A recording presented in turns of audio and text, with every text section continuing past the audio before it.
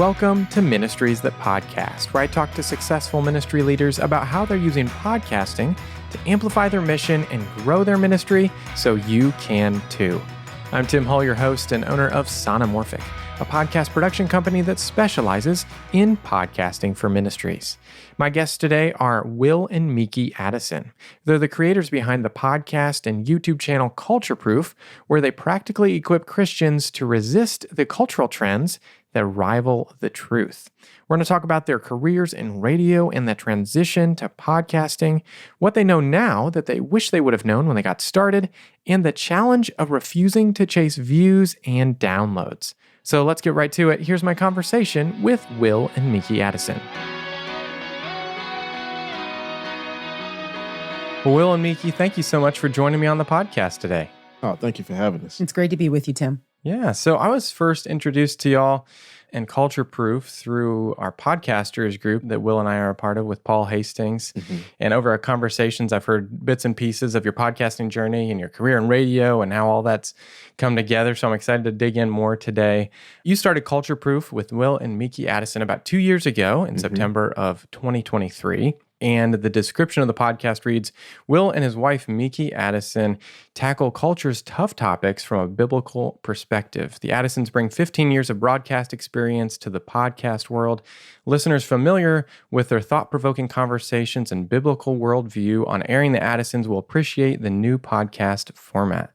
Will and Meeke are homeschooling 6 children and bring both parenting and discipleship points of view to each episode. Occasionally, they'll be joined by guests who will also hold a strong biblical worldview to discuss current events and the reliability of Scripture. The Addisons practically equip Christians to resist the cultural trends that rival the truth, so we remain culture-proof.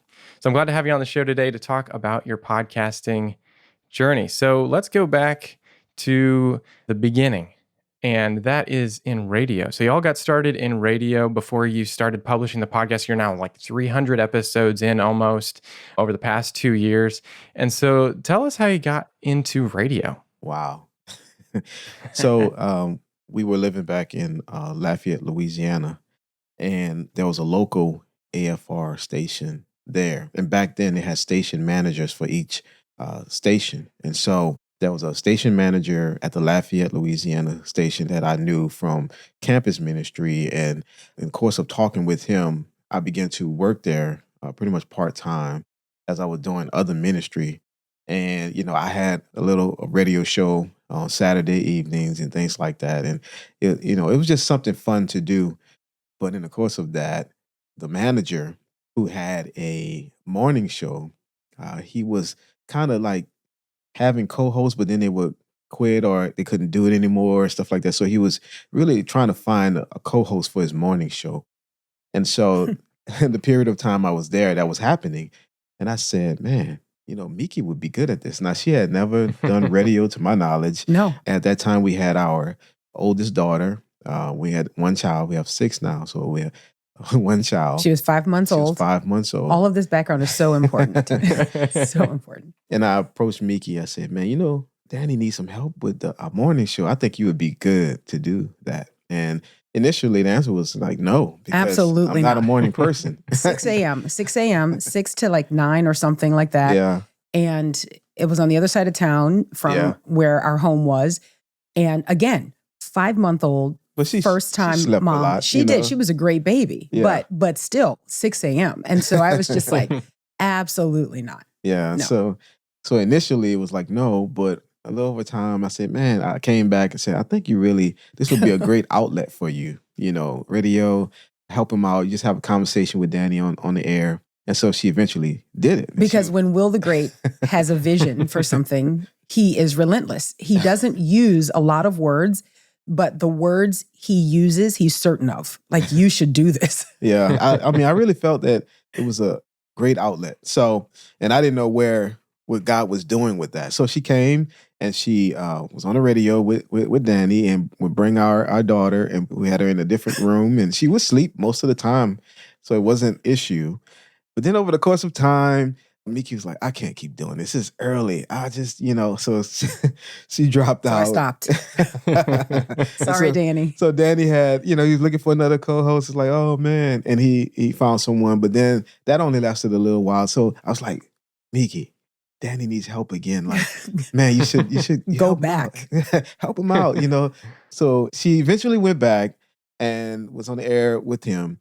And it's crazy because during the time she was on the air this time, the general manager of radio for AFR at the time was coming through Lafayette to go to Houston, Texas. And he wanted to stop at the station there. And so he stopped there. He got on the radio with Meeke and Danny. And apparently when he went back to Tupelo, Mississippi, he was like, man, there's a girl down there. I think we need to see Man, about... I was a girl. I was so young. You were 20. I was 26, 27. Yeah. There's a girl down there. We need to maybe see about her coming to the headquarters and doing radio here. And so that is basically how it really took off. Yeah. Because and there's a lot of details in there. Like, we actually didn't want to come up here. We were doing campus ministry, and we felt like this is what we were supposed to do, campus ministry. But doors closed and then doors opened, and we found ourselves here in Tupelo, Mississippi, and on the radio. Yeah, and the rest, as they say, is history. But that was the genesis of it. I think I was 27, and my approach to radio was just like my approach to life. I'm just who I am. I'm curious, just naturally. I ask questions. I want to know, and I love discussion. I love debate. Like, I'm not. This may not be the best quality all the time, but I'm not always agreeable. Because somebody said, oh, I think that's great. I love what you said. I do like a little bit of pushback because I just like good, robust conversation. So when I do say, oh, that's really good, people know that I mean it because I'm not just, giving that away. And I think engaging with Marvin at the time, I was unaware of his status. You know what I mean? I think that kind of served to my advantage because I was just myself. I didn't kind of deer in headlights. Oh, I can't talk to him the way I would talk to Danny. And so I did talk to him that way on current cultural issues, like how we're navigating those issues, how we look at the world through a biblical lens. Always, this has been my concern, that Christians have to live authentically. I think even before using terms like biblical worldview, I was pressed that we ought to have one. You know what I mean? Just that we need to be authentic. We need to be faithful. And I think that was the spark that said, maybe to Marvin, she's aligned with our convictions at the American Family Association. And so they invited us to come. And initially we declined, as he said, because we were like, no. And which was so interesting. Marvin is with the Lord now. He was on his way to MD Anderson because he was a cancer patient. And his cancer was in remission for a while. And then, ultimately, he did pass away years later, once we were here and having more children and able to spend time with Marvin. But one of the things that really stood out to me during that time of doing radio is I was trained by Marvin, and he was an incredible radio guy. He was thought-provoking. He was empathetic. I learned from him to listen to our guests. So we would have these really big name people come on the radio shows that I was a part of over the years. And some of them would be in studio and some of them would just join us, via phone or whatever. And so I was talking to all of these people, and my background is public relations. So communications is my thing, but radio wasn't. Right. And Marvin taught me to listen to people, to think about my question, but not run my question ahead of the complete thought of my guest. Kind of anticipate where they're going, but also listen to them. And so I'm so grateful looking back on that I was able to train under such a sage. He loved the Lord. He was a great teacher and he was a great radio host. And so that was kind of my entree into radio. Yeah. Nice. So how did you go from that point you moved to Tupelo to starting the radio show that became Airing the Addisons? So another Will the Great idea. Yeah. So, while we were there, we had, Meeke was an on-air talent. I worked behind the scenes. So I came on to AFA maybe a month after she was hired, So my primary job for that month was taking care of our daughters. We had, oh my goodness. we had two. But over time, just working behind the scenes and doing different things, there's an opportunity that opened for us to do another network. It was called Urban Family Talk, Urban Family Communications. And so it was going to be an outreach to the urban community. And they asked me to direct it, to be, basically the general manager over that network. And it was a smaller network. I think at the time we had the most stations. It was about 8 stations.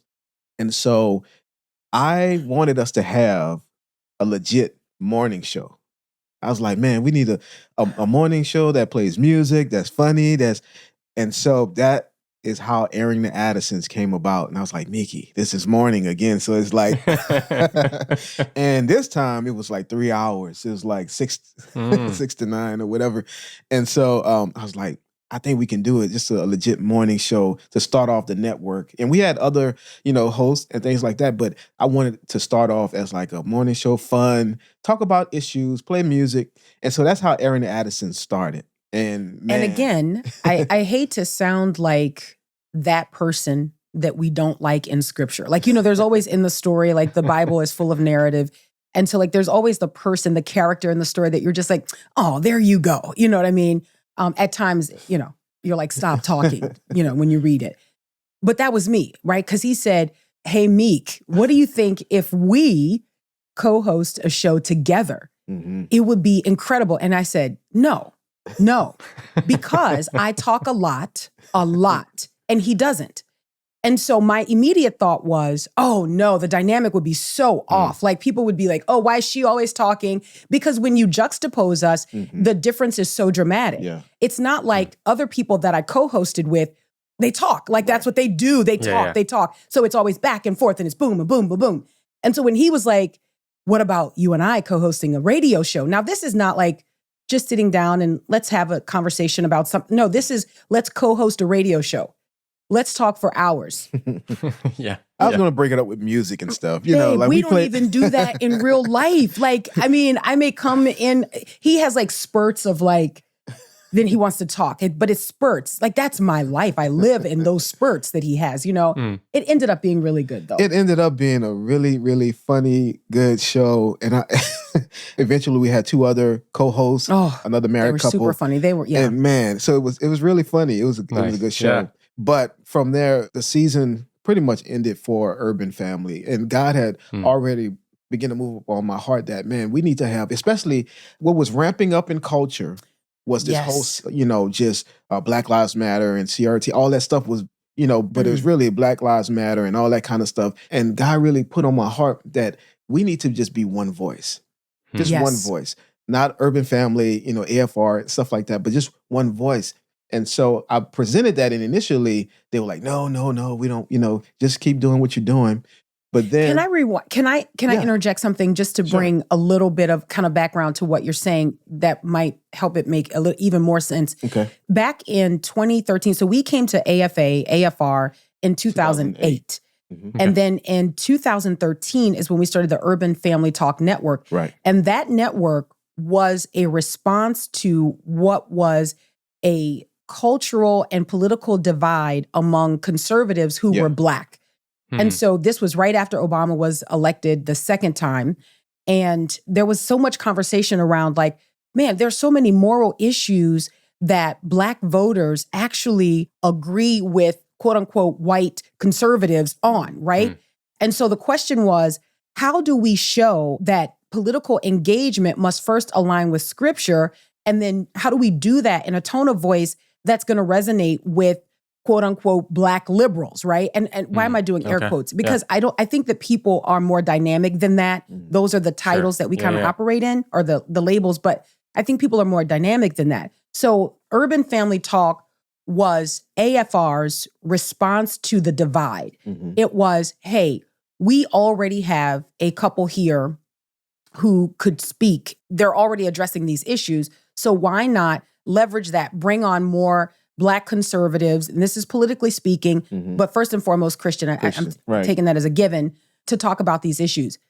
So during that time, we are doing Urban Family Talk, but then the country goes through this like season of unrest and ethnic division. Yeah.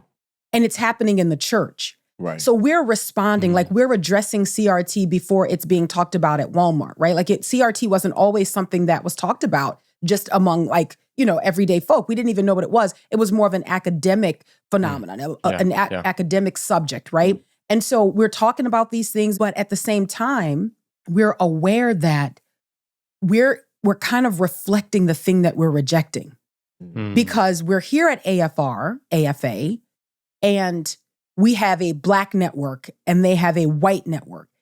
And so we're like, I don't know if this is working to our advantage. Like, I don't know if we're actually communicating what we hope to communicate. Yes. And during that time, the Lord really started to press upon your heart that, hey, we need to bring these networks back together. Yeah. And so, like I said, initially it was like, no, keep doing what you're doing.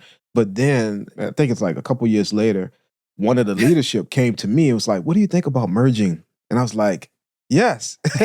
Yes, I would love to do that. You just pretend like it wasn't your idea. That's brilliant. This person was not there the first time. No, he wasn't. He wasn't. Yes. Okay. So, So that's how we merged, some of the shows on Urban to be on the AFR platform. And Aaron Addison's was one of them. And it went from being a morning show to now it was a show at 2 p.m. Central Time.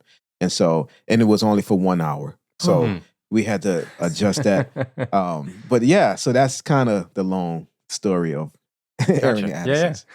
So you were doing the radio show, it was about an hour long, and then eventually y'all transitioned out of AFR and watched your YouTube video where you were talking about that transition. And at that time, that transition happened, you're already thinking about, hey, maybe podcasting is a thing we should look into or get into. So I'd love to know a little bit about that transition, but also like what got you interested in podcasting as like, hey, that's the next thing we should pursue. Yeah, it seemed to us as, the logical next step. And I felt like the Lord was really leading us in that way. And what gave me confidence, honestly, was talking to our friend Garrett Hampton. Yeah. He literally, the next day, we were on the phone for like 5 hours. Oh my goodness. And he was just like encouraging me and telling me everything that I needed to get to be able to podcast. I mean, like technical stuff, Garrett is very meticulous. He knows exactly what. So he's sending me links and get this one. This is the one I have. And I felt like, man, God has brought him in as a human resource for us. He really encouraged us not to miss a beat. To not miss a beat. Continue doing what we were doing. And he was big in that. And so that was a huge confirmation about podcasting for us, that even though we were out there, we didn't know how to do it. We didn't know what software, what platform or anything. He brought someone to really help us.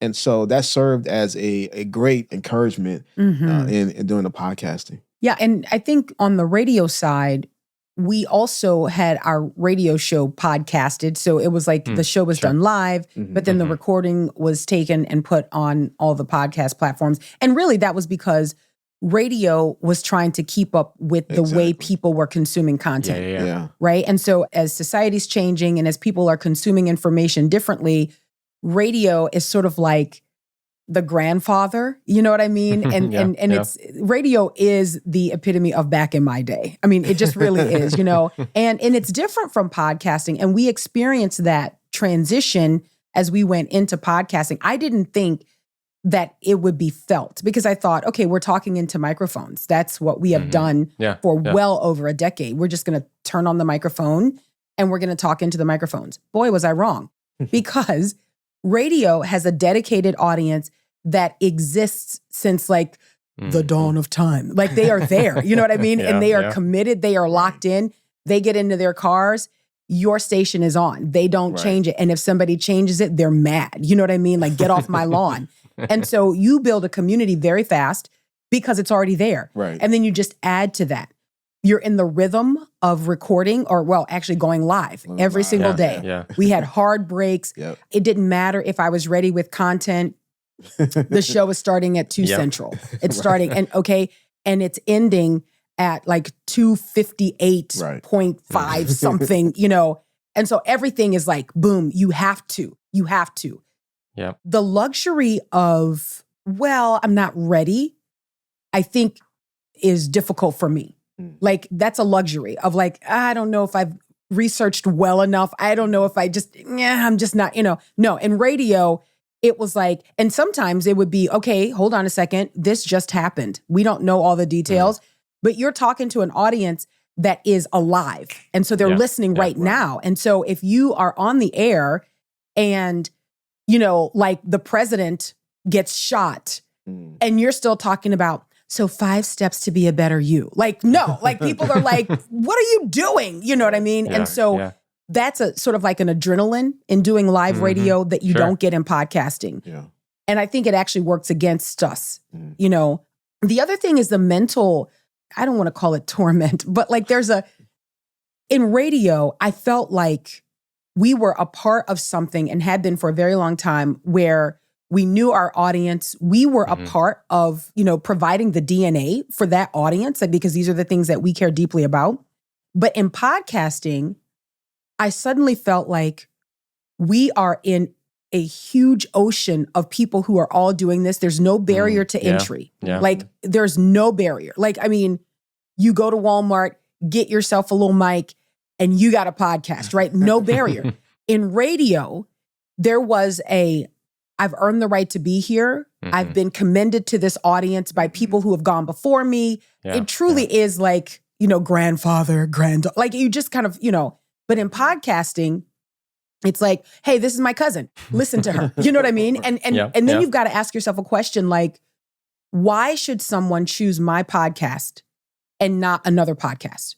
Like you're asking yourself, okay, are we all covering this content? Even though in radio you're doing it, but people expect that because they're listening in segments. They're not just sitting down and listening to you. They're kind of, it's 15 minutes to the grocery store. So you trust that the person listening may have heard it or they may not have. And so you don't feel redundant. You don't feel unnecessary. But in podcasting, you feel unnecessary. Like you feel like, do they really need, Man. And so it has been really encouraging to have people come alongside us and say, no, we just love you guys. Yeah. Like we've listened to you for a long time. We trust you. We want to hear your commentary on these issues. That has kind of like calmed the way that I think personally.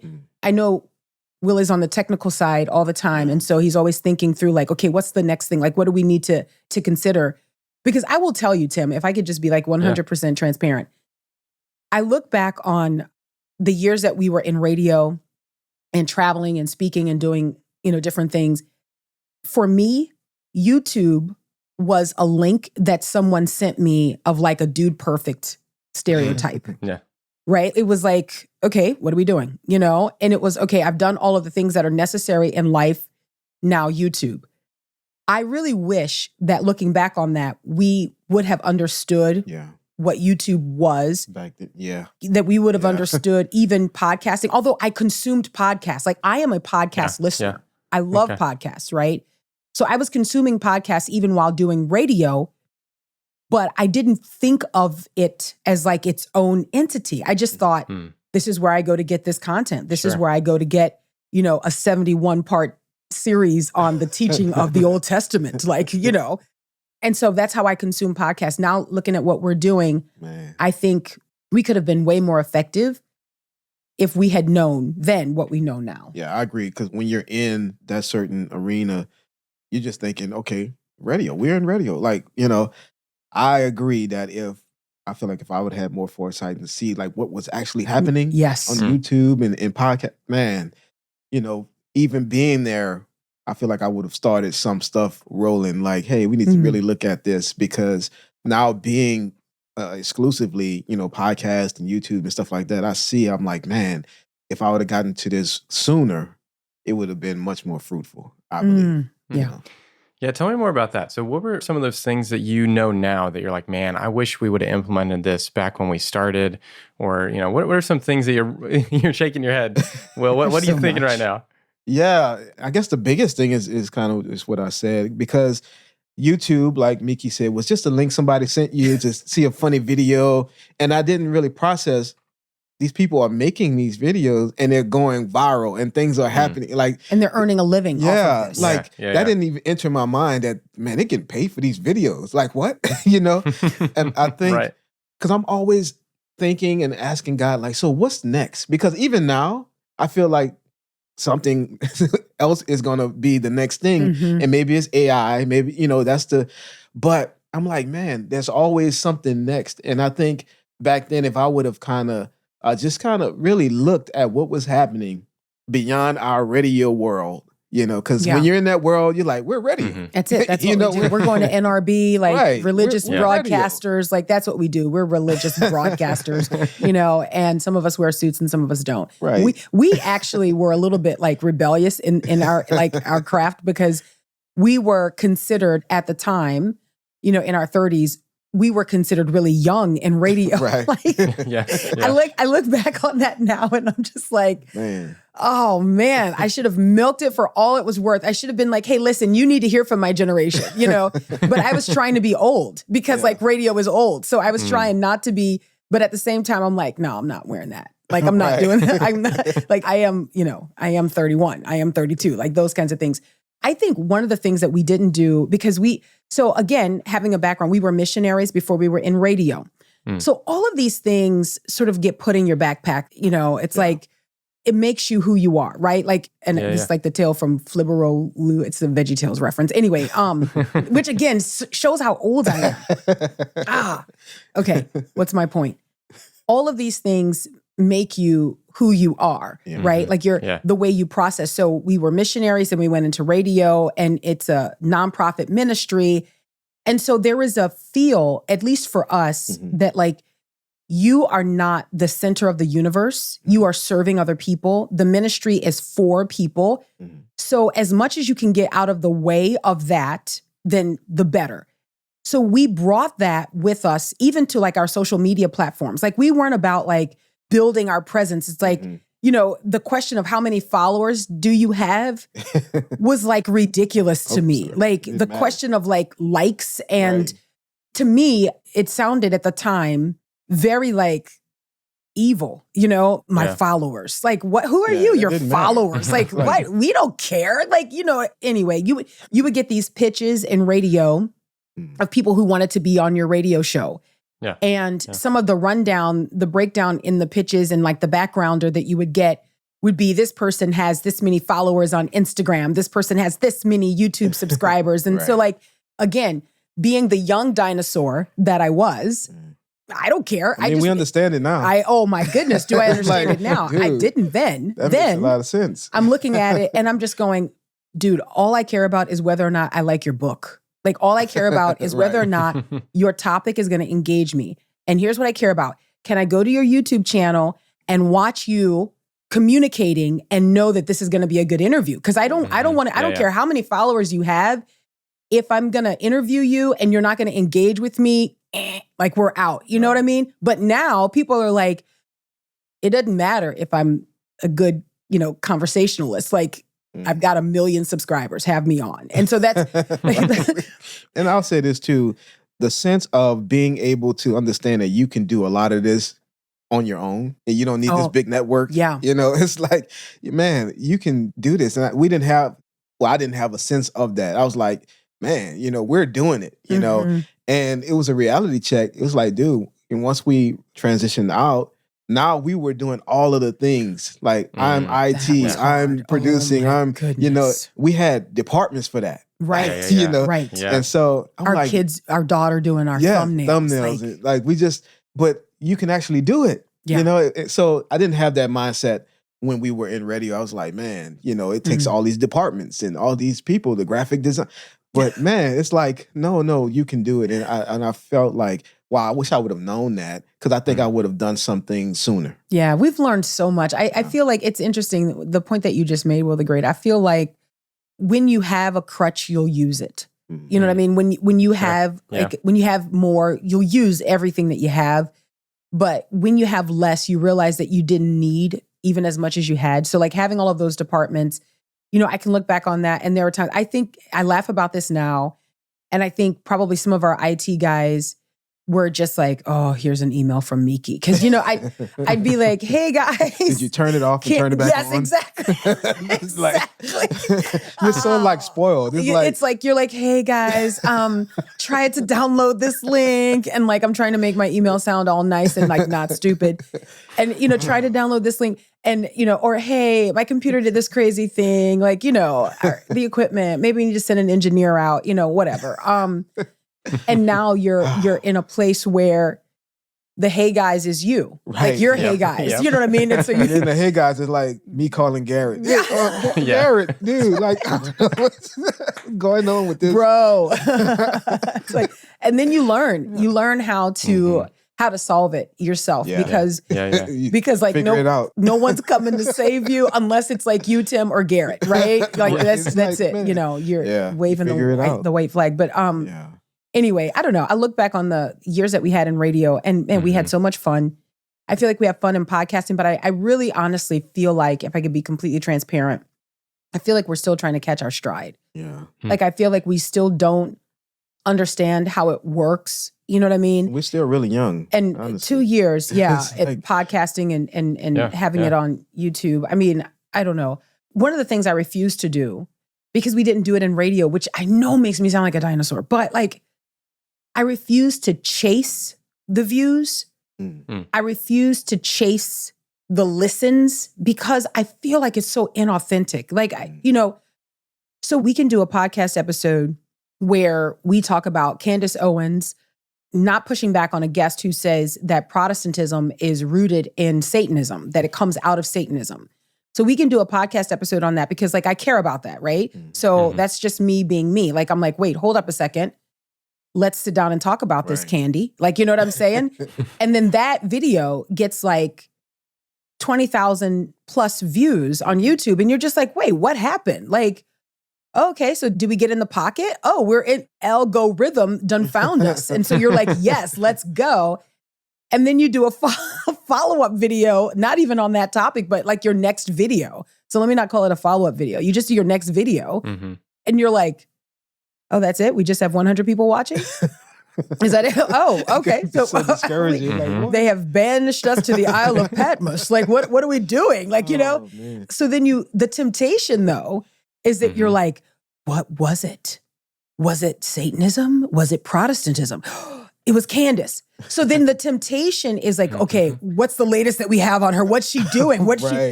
Because the views feel like success. But I'm committed to the success being everything that we do for the glory of God. Amen. We do because Jesus is worthy. Because like he wants to go public through us, right? And so why was I outraged about that particular Candace Owens episode? Well, because she said that a return to the authority of Scripture was rooted in Satanism. So I believe that Jesus is worthy, that we should defend the truth. We should tell the truth. So let's do a podcast episode on that. Well, it would be inauthentic for me to just continue, like Sam through the hourglass. Here's Candace Owens. Like turn it into like the Candace Owens soap opera. But I think if a lot of content creators are honest, that's what their temptation is. And some of them succumb to it. Like some of them are doing that. They're just like, look, I'll just be careful here, but like everything that was going on with Daystar, it became a running soap opera that there were some content creators who were before this unknown, but they started talking about it. And I believe in sincerity because they were concerned, but then they saw that, whoa, people are really into this. Like, oh, they really love me, And so then they continued and it became their niche. Like, Daystar became their niche. And we were watching this and we're like, we refuse. Like we refuse. And so I think that's one of the things that would be like a holdover. Do you know what I mean? Like we're not chasing the views, which I think if you kind of cut your teeth on podcasting and content creating, then you're just thinking about what's going to give you that virality. Like what's going to be the thing that's going to put you on the map. But that's not where we cut our teeth. We cut our teeth on really caring about the issues and communicating that through a biblical lens and trying to teach the body of Christ to discern truth, like to know what the culture is pushing and to be able to reject it. And I'll just say this real quick. No, go ahead. Because that's the heart right there that we have. And I know, so when my conflict comes in, I know that there's strategy. I know that there's certain ways you can learn how to use these platforms, and there are certain things, but I don't want to be to the point of like chasing after, like just talking about stuff because it's popular. This is what's going to get the views. But I know that there is a strategy to be able to have your content and find your audience. Yeah. And that's where I am now. I'm like, we're looking for our people. Yeah, what's the we know audience? that they're out there, but it's like to where they would love this content that we're bringing and consistently watch and listen. So. Yeah. It's crazy. Right now we're doing a series on church history, and we kind of touched on this in our response to Candace Owens. And so, a couple of people were like, hey, man, church history. And then we got a lot of questions on church history under that video. People are just like, what books should I read? I didn't know this. Like, oh man, church history is so important. I need to brush up on my church history. So I love church history. Like I went through a season where like our kids give us nicknames depending on what what we're talking about. They will call us the thing that we're saying all the time. So I've had many nicknames. Okay. And one of them was antithetical. They would say, mom's name is antithetical. And then church history, like, because I care about it so much, I believe that the Lord wants us to understand that there are some things that are orchestrated when we think that history is repeating itself. So we thought it would be a good idea to do a series on church history. When I tell you that nobody cares on YouTube, I cannot stress for you enough, Tim, that nobody I'm just like, so then I have to remind myself why I'm doing it, why I'm bringing out all of my books, my 5th and 4th editions, like why am I doing that? Because I care about this. And I think it's important for the body of Christ to understand that the war against truth and the war against the gospel is not new. It just gets repackaged. And so my aim is to show our audience that like we've been here before in the history of the church. Now, the people who are subscribing to our channel, and I almost feel like I know this is like, but I'm like, wait, stop subscribing until you know that you want this content, because it's kind of painful to see the subscriber number go up, but the video views go down. Like you're like, that hurts. It's like, don't come to my party versus come to my party and not talk to me. Right. Like you could have just not come. Yeah. Is that wrong? Well, I mean, it's a real feeling. It's a fact. And maybe Tim has cracked the code, so I may need to talk to him. Have you cracked the code, Tim? Do you know? I don't know as I'd say I cracked the code. I got to work at Ramsey Solutions and got to be around this kind of stuff all the time. And so I've picked up on some things from time to time. Because it's so easy. And I remember content meetings where, we were fighting the same thing of like, okay, this is the thing that's going on right now. Like, how could we try and figure out how to insert this into the show that we're making that's going out on, next Monday? But that wasn't the thing we were supposed to be aiming at anyway. But that was like, that's the pressure of like, we could get more views if we did that. And specifically on YouTube with the algorithm, and then the views being tied to dollars. Like, it's like how all of that plays together. And so I think that is definitely a benefit of starting in radio, and that like, you don't have that to the same extent. Like, sure, you get like the way that people are funding the radio show is a specific way, but it's not based on how many views you got on this thing. Right. You're showing up and you're being yourself and you're bringing your perspective and you're bringing your knowledge to the table. And it's not, It's true. Because you don't even know of the thing. You don't even know how many people are listening in radio. Right. Like, you get all of these like numbers that come out, and I forget the name of the surveys that tell you your radius and how many people. Nielsen and there's another one too, but I can't remember. Anyway, and so you're just like, oh, okay. Like, I mean, like I didn't care. And then we had a call-in show. So the talk back was immediate. Like, it was great. Like, I loved that. That was one of my favorite parts of doing live radio, opening the phone lines and getting people to like who disagreed, or getting people who agreed but had like a slightly different perspective. Like, I loved that. And the groundwork for me is always like, okay, are you able to disagree? Because like, some people just can't do it. Like, they're just like, everything is personal. And I'm like, you can disagree with me. I don't take that personally. I think you just disagree with me. And that's okay, But it was a great time. You don't get that in podcasting unless you go live. And I want to say this too. Going live to do like a podcast, like say on YouTube, and having people engage is still different than having a live call-in show. Because people generally are connected to their names. They're not like, Goddess of Fire 6767. You know what I mean? Like, it's like, hey, no, this is Susan from Ohio. Hey, Susan. Like, you know what I mean? And Susan's going to be way more careful then Goddess of Fire 6767. She's gonna be like, you guys are idiots. Like, why did you wake up this morning? You know, which to me is so like not helpful in a conversation that I'm just like, oh, I'm too old for that. You know what I mean? But like, even if Susan calls in and Susan's like, hey, Meeke, I really appreciate it what you said in the beginning, but I think you're wrong about this. I think you don't understand this aspect. I'm like, okay, let's tease it out. Let's have a conversation about that. That's not happening over on YouTube. YouTube is like trolling. I mean, that's, you know, and there's some good conversation. Like we've got some really good comments that we've had to engage, you know, because people are like, okay, so are you saying this? Are you saying that? But generally it's, you know, I don't know. It's just different. It's just different. And we're trying to navigate it for the glory of God, while also realizing that I started out in radio, I want to say I was 27 and I'm 46. And so I'm okay with that. Like, I feel that, you know what I mean? I'm not like one of those people that I'm like, at least intellectually, I don't want to be 27 again because I value what I have learned over the decades, right? Like I value that. So I don't want to be 27 again.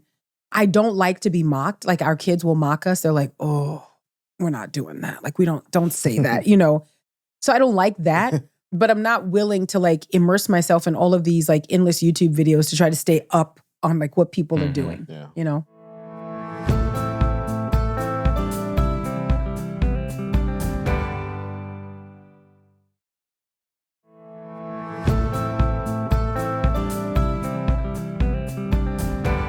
So tell me a little bit about some of the behind the scenes stuff here for a minute, like the production workflow, because you're publishing episodes pretty much daily and you're finding content and you're talking about it on episode, you're, you know, making notes, capturing it. I'm sure there's all, you know, there's the thumbnail stuff, there's the video editing, there's the audio editing, all that stuff that goes together. Give us a little brief overview and then encourage those ministry leaders that are listening and thinking about starting a podcast and how they can make this happen themselves. Yeah, so there's a lot that goes into it for sure. Like I said, in our time in radio, we didn't have to do all of that. And I still did some post-production stuff for our show, but it wasn't nearly what we're doing now. So there's a lot that goes into it. And I think for us, the big thing has been, how can we be consistent? And to really, you know, just really talk about what that looks like, because you can overwhelm yourself by trying to do something that, man, I don't have the bandwidth to do it. And so we had to wrestle with, okay, how many times can we post, like, legitimately? And then we talked about, well, even with that, man, we need to get ahead so that we're not like just posting for the next day and stuff like that. So all that has to be kind of thought through, and you have to have like a real sense about like what you can do. And so Meeke does a lot of heavy lifting with the research and things like that. And I'm constantly sending her stories. Constantly sending me stories. Say, look at this. Have you seen this? Have you seen this? So sometimes it's just with the eyes. Yeah. I'm sorry, go ahead. No, so, you know, we work together in that way. And I'm constantly just looking to see what would our audience, or people that I've known in the past, like our audience to be, want to talk about, you know. And so as I see things, I shoot it to her. And then, you know, we trying to see if there's a video aspect that we can put in the podcast, or some type of audio that kind of breaks it up. So it's a lot of that we're having to do. And we have some help now. We have, you know, some people that may send us some articles and things like that. And so that is one big part of it, trying to figure out, man, where's God leading us to talk about? Like, what does he want us to talk about? You know, and so once we get that, it's just a matter of getting up at our time, you know, setting a time that, you know, these days we're going to record at this time, you know, and sticking to it. Recently, I think we've been doing a great job of that. You know, in the past, it's been kind of like, because we also host a big conference. We do other things. You know, we have our kids where we homeschool. We homeschool. You know, so it's not like this is all you do. You know, I'm an elder at our church, our local fellowship. And so there's duties there. So it's a lot, but trying to be consistent, trying to be disciplined. If that's the encouragement, if you can just really be real about what you can do, it might be posting 2 times a week or 1 time a week. You know, it may be 4.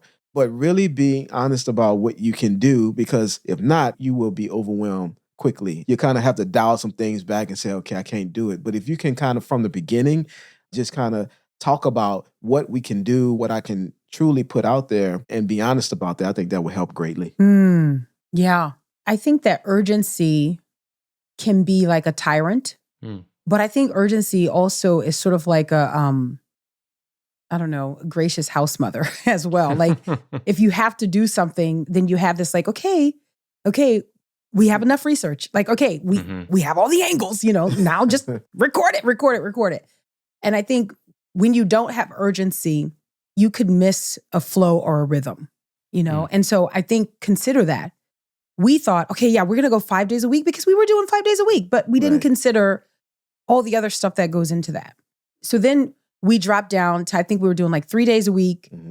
And then even that was difficult because we got into like conference planning. See, it was just really hard. So I think build, right? Like if I could go back 2 years ago, I would say, hey, listen, until we figure out what we're doing, let's release a podcast episode maybe twice a week.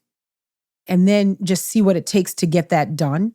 But we just felt like we were in such a rhythm already that we thought it would just be natural. Right. But it's different. It's two different worlds. And so I would say to ministry leaders who are considering podcasting, consider what it takes to do that and utilize the resources that are around you. That's another thing that we learned, that they're, our children, my goodness, like our oldest daughter, who's actually now, she's graduated homeschool. So we're homeschooling still 5. Yeah. And so she's in school. So we lost her, she's like, Mom, you can do this. Mom, you can do this. You know how to do thumbnails because she taught me. And I'm like, you have to show me what you know because you're going to school. So I need to know what you know. But she was an asset to us.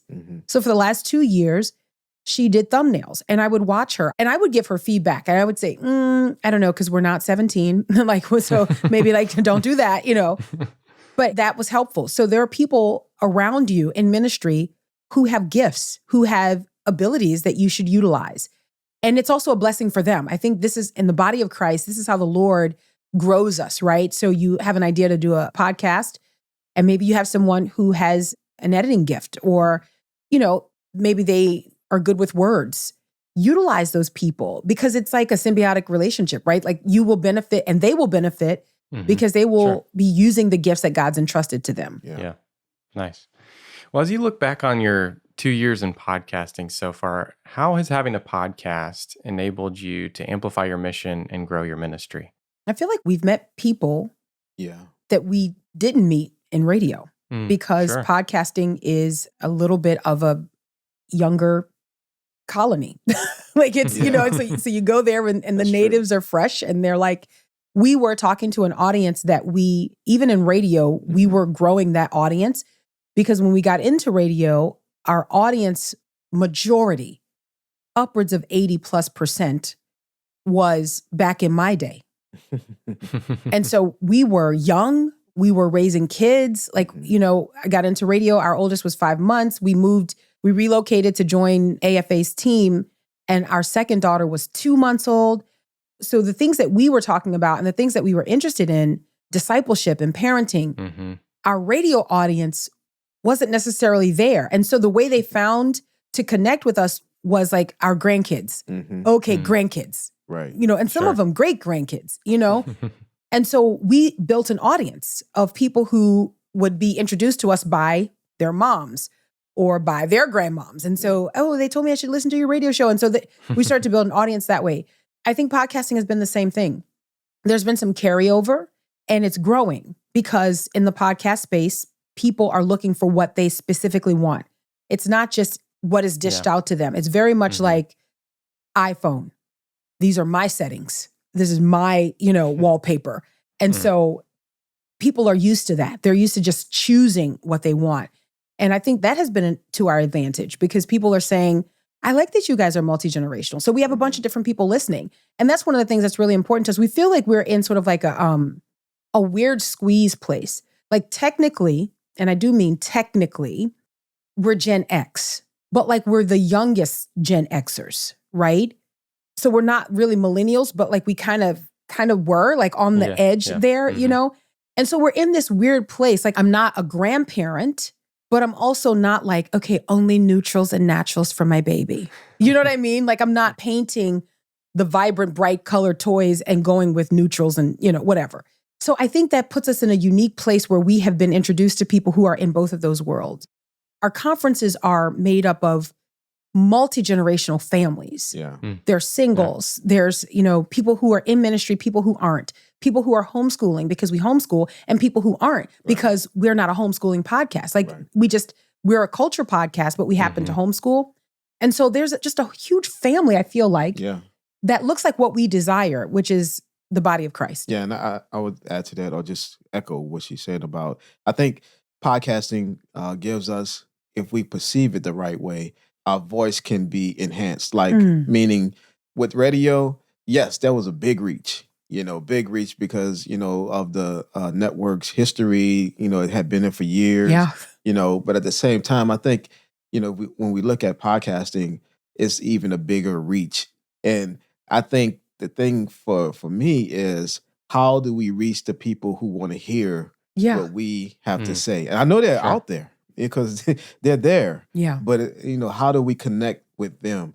That was part of my mindset, was like, man, we're going from a huge platform to like starting this ourselves. The voice will be diminished, but that's not the case. Yeah. It's actually, there's more opportunities to speak to more people in podcasting. And like you said, we've seen that people have contacted us and said, I'm listening to you guys for the first time. I like what you're doing and stuff like that. So I think it opens up great opportunity. It's been really interesting to find, even now, like most recently in the last month, somebody write under one of our YouTube videos, like, I wondered where you guys went. I used to listen to you on radio every day. Like, and so you think, again, because we are finite, right? So you think that your world, even though we understand the time that we live in, you still think your world is big. You think, okay, yeah, this is it. This is all there is to it. And then you realize that, no, this is not it. This is not all there is to it. That there is a literal world of people who, one, need to hear truth and may want to hear that from you. Yeah. And so I think keeping that in the forefront of your mind, that the Lord is very intentional. And some people in ministry, he has incredibly gifted to communicate truth in your tone of voice. And so I think sometimes it can be discouraging. Maybe like I said earlier, like you think, okay, well, somebody's already doing that. Well, God's not calling you to be a carbon copy of that. He wants you, with the gifts he's entrusted to you and the point of view that you have and the background and the experience that you have, to take truth to the world. And I think if you keep that in mind, then it'll help you stave off the decrease in motivation, right? Because there are some things that will come along that will mess with your motivation. But if your motivation is the glory of God, then it insulates you from the things that are happening around. Yeah. All right. Well, as we close our episode today, I want to jump into the high pass segment here real quick, where we ignore the lows and I ask you about some of your favorite things. So first is, as fall approaches, what's your favorite fall activity that you're looking forward to? Fall itself, Tim. Right. Cool. It is. Can I just tell you, it is my, oh my goodness. It's my favorite season. Is it yours too? Yeah. Oh my goodness. It's such a great season. Like, I know there's some people who like spring. I'm not a spring person. Not that I dislike it. Just to be honest, the bugs start to wake up. Like, they're starting to come out again. And I'm just like, but fall, they're going night. And it's like, yes, we can be out late. We can sit in the backyard. We can plug in the patio lights. And like, you don't need to tell the bugs, stay in your place. They already are there. You know what I mean? So cooking out and eating outside with crisp weather. Oh my goodness. Yes. Yay, fall. Yes. What about you? Yeah, I would say the weather. Like, enjoying the weather more. Because when you're down here in Mississippi, my goodness, and it's summertime, it's like, and where there's like this heat dome thing going on right now, it's like, no, you're just waiting to be able to, have some better weather. Heat dome just sounds like judgment. It's like, it sounds like judgment. Heat dome. Right. Nice. Next one. What's your favorite game to play as a family? So right now we have this game that we love. Oh, I'm going to say it out of order. I'm not very good at it. It's Taco Cat Goat Cheese Pizza. It's a card game. I think that's how you say it. Okay. So like with my older teens, we love this game and I'm bad at it. So they edit the game for me. Like, cause I'm old. I'm like, oh man, I need to keep my skills up, right? Because I don't want to be like walking around yelling at people and they didn't do anything. But so right now that's kind of like a family favorite. Will the Great will just watch us. Yeah, I haven't played that one. Yeah. But I see them like yelling and Slapping hands. You know, so I have to go old school. It have to be Uno. Uno. That's another family favorite with the younger kids. The younger kids like that. Yeah, for sure. All right. What's one of your favorite stories from a listener about how Culture Proof has impacted their life? This might be a cheat because this woman, she kind of came over from radio and she emailed us, and it stands out in my mind. Yeah. She was a grandmother, is a grandmother. And again, to my point, the radio audience that we have, we're talking to grandparents largely. And when we stopped doing radio, she found us, she emailed us. I think she reached out to AFR and we had some forwarding information there. And so they put people in contact with us who wanted to be in contact.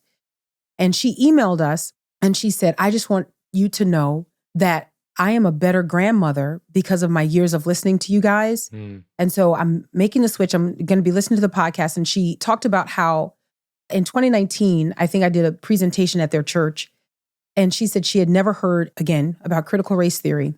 But she started listening and she realized that there was still work for her to do in the lives of her grandchildren. She couldn't go back and reparent her children, but being up to date on what's happening in the culture made her a better grandmother. Yeah. And that is something that, like, I just think, man, we have an incredible opportunity to be a part of people's narratives where they change even the next generation. And so that's something that, man, that'll keep you going. Yeah.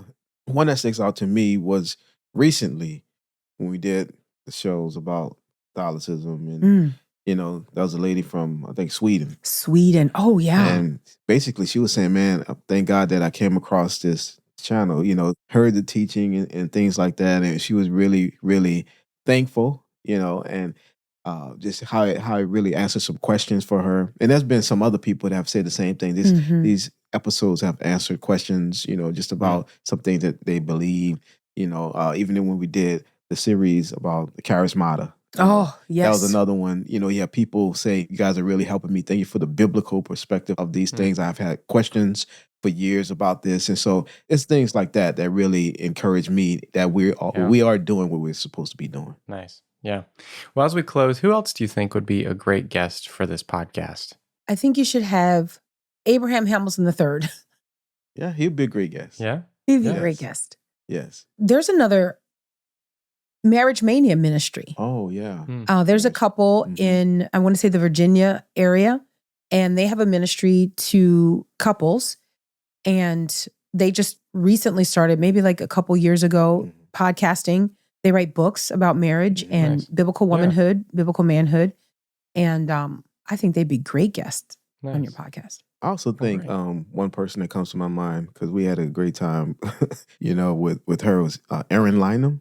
Oh, yes. Yeah, I just had Erin on the show. Okay. Just recently. But yeah, she's great.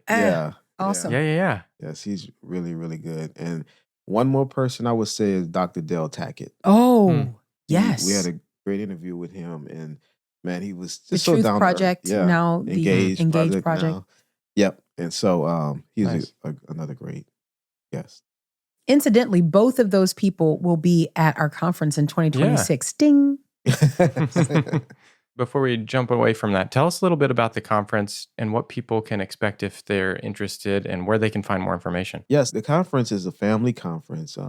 We've been doing family conferences since our time at AFA, but now we're doing the Culture Proof Conference. And the last couple of years it's been in Memphis, Tennessee at a church. But this coming year in 2026, we're going to have it at the Ark Encounter and at the Creation Museum. Yeah. And so it's going to be a little different from how we've been doing the conferences in the past, because we want to make sure that there's time for families to go together to see the attractions, the different things.